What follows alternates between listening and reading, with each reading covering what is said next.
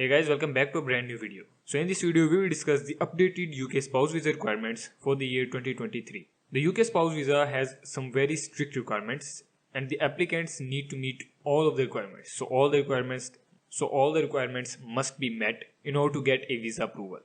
You must provide solid proof for each of the requirements, and the requirements are as follows. You need to prove to the UK visa officer that you are in a genuine and eligible relationship, meaning that your relationship with a UK partner or the other partner is actually real and you are in a genuine relationship with intent. Secondly, that you can financially support yourselves, which means that you need to prove that you both have a combined net gross income of at least £18,600 per year. Now, if you have kids, this may change and we will discuss that later. Also, you have to prove that you have suitable accommodation in the UK, meaning you have some place to live that is suitable for both of you, or if you have children, for all of you in the UK.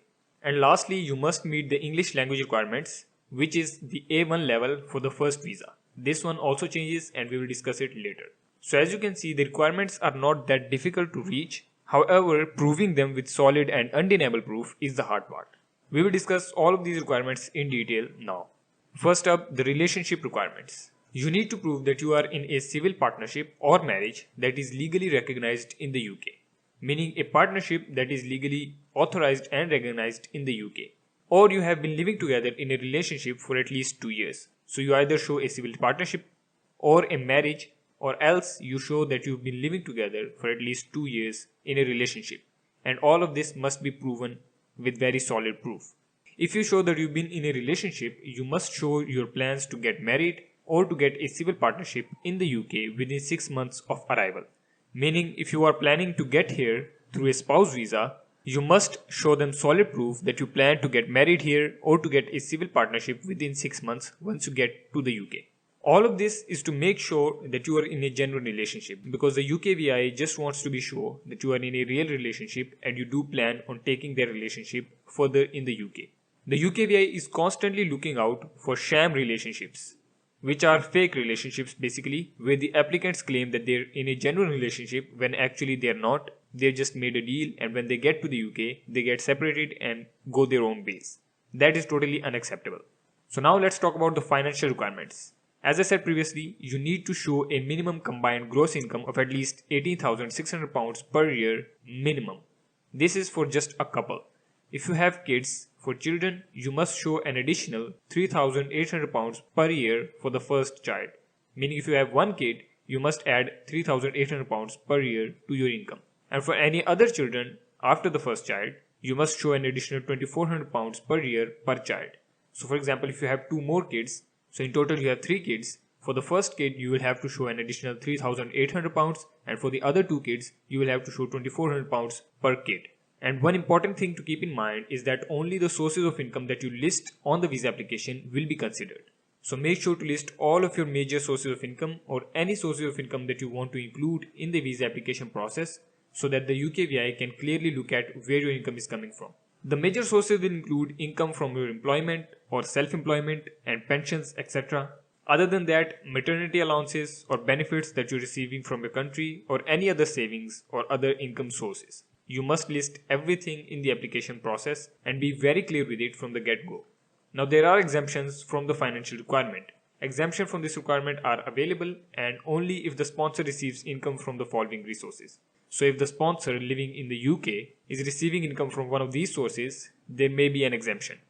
Disability living allowance or severe disablement allowance. So basically the allowance given to disabled people in the UK who cannot earn their living or have no one to rely on. Armed Forces Independence Payment or Guaranteed Income Payment under the Armed Forces Compensation Scheme, or Mobility Supplement, Constant Attendance Allowance or War Disablement Pension under the War Pension Scheme. Or lastly, Police Injury Pension, Industrial Injury Disablement Benefit, Attendance Allowance or Career Allowance. So if the sponsor living in the UK is receiving income from any of these sources, there may be an exemption for the financial requirement. Next are the English requirements. You have to prove your English language skills. And the English skills can be proven if you pass the CEFR test from an approved test center. The required level is at least level A1, but this is just for the first visa. If after 2.5 years you want to get an extension, you will need to pass another test to prove that you have at least level A2 English language skills. This is because UKVI expects that your English must have improved within the 2.5 years that you've spent here in the UK. Another way to prove it is if you have a degree or qualification that is taught in English. So if you can prove that you have a degree in English, then you don't have to take a test. There are also other exemptions available. For example, if you are over 65 years of age, or you have a physical or mental condition that prevents you from proving your English skills, or you come from any of the following countries: Antigua, Barbuda, Australia, the Bahamas, Barbados, Belize, Canada, Dominica, Grenada, Guyana, Jamaica, New Zealand, St. Kitts and Nevis, St. Lucia, St. Vincent and the Grenadines, Trinidad and Tobago, or USA. So if you can prove that you come from any of the countries, you may be exempt. Lastly, let's discuss the accommodation requirements. You must prove that you have suitable accommodation in the UK. So you must have proved that you have a place to live in the UK that is suitable for the family.